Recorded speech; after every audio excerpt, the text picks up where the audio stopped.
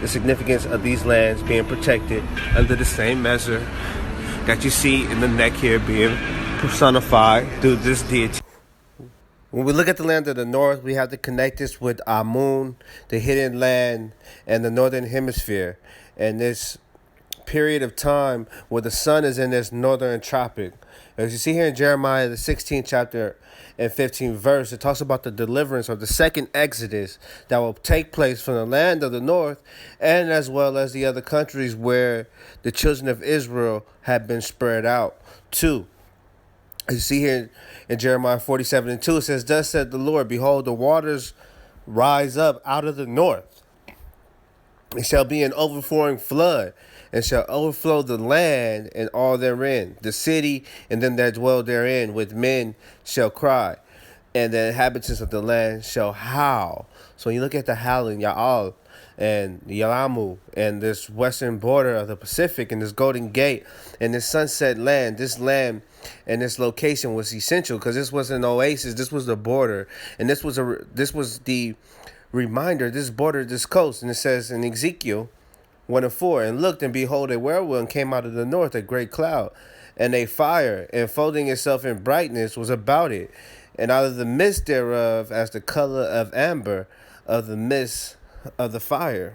Out of the midst of the fire. So when you look at the Golden Gate and the seraphims and the whirlwinds and this coast and what takes place once the sun comes into this northern tropic, we see the significance of the Dracos, the dragons. We understand ancient American culture and Mesoamerican culture and the ball games and the significance of the ball games. When we look at Tammuz and women weeping and what takes place when the ball games and death and this competition, right, of death and life and home and away. Directions play the significance in these games. So when we look at Ezekiel and it talks about Tammuz, and there was women weeping for Tammuz. When we look at the Wailing Wall, we have to make these connections with the Wailing Wall and the weeping for Tammuz and the sun and this time of the month that is known as the month of Tammuz, which is during the time of the summer solstice, which is around June 21st, June 22nd. This is when the sun is in this northern tropic. Amos 8:12 says, "They shall wander from sea to sea, and from the north even to the east. They shall run to and fro to seek the word of the Lord, and shall not find it." We understand that the word, the order of the Lord's steps, the order of the paths of righteousness were ordained by the heavens. So the directions and the paths and to be able to gaze at the heavens, this is how you would find guidance, to know where to go, to navigate. So this is essential. When we look here at Zechariah 2:6, and it says, "Ho, ho, come forth, flee from the land of the north, said the Lord. For I have spread you out abroad as the four winds of the heavens, said the Lord." So this is a future prophecy. The Most High is saying, okay, this is a particular time and period where the spreading or the dispersion had taken place. So it's telling, because we understand in Jeremiah 16:15 what's going to take place, the second exodus out of the land of the north. So we see a lot of this symbolism of the north, the dragon, the hemisphere, the golden gate, the golden knot, and these different things. These things are essential to understanding the mothership, to understanding their. So when we look at material Black August and Indian summers, and the portion of time once the month of Tammuz have taken place is when the sun is really in this northern tropic, and in this northern portion that, let me see your move, would be significant to the Arctic circle, to these regions where we hear things such as the northern lights. Now when we look at the hidden land and the significance of Amun and the land of the north, look at the patterns and the significance of geometry, geology, and geopolitics that have occurred ever since the time of the fall of the Moors in 1492. When we look at the geopolitics with the New World and how the New World is actually the Old World. And this is why religion has been a major tool to corrupt the minds of those of the unlearned as well as the learned.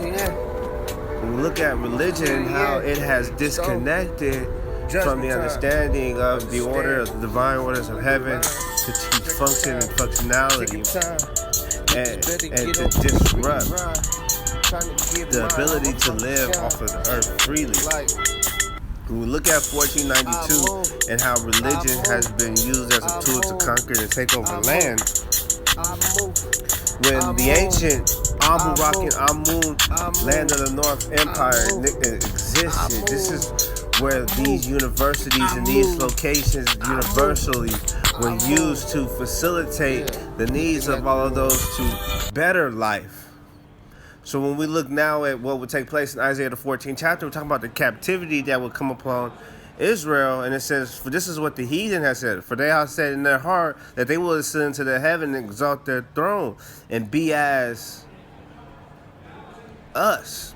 You know what I'm saying? We understand the North and the ability, right, to bring forth and pray for rain and to understand the functionalities of times. This is why the seasons, pilgrimages, and worshiping of the Creator, why singing and different things had to be outlawed. Women would be killed for possessing the power through sound, right, through their songs and dance, because it could have power over waters, because we were so connected with the earth. So when we look at the ancients and how connected they were with the earth and the use of religion to demonize and also discredit the power that is within the spirit to overpower elements and have control over elements through song and praise and worship, we understand war songs and these different things were utilized as weaponry. Worships, understand what it means to worship.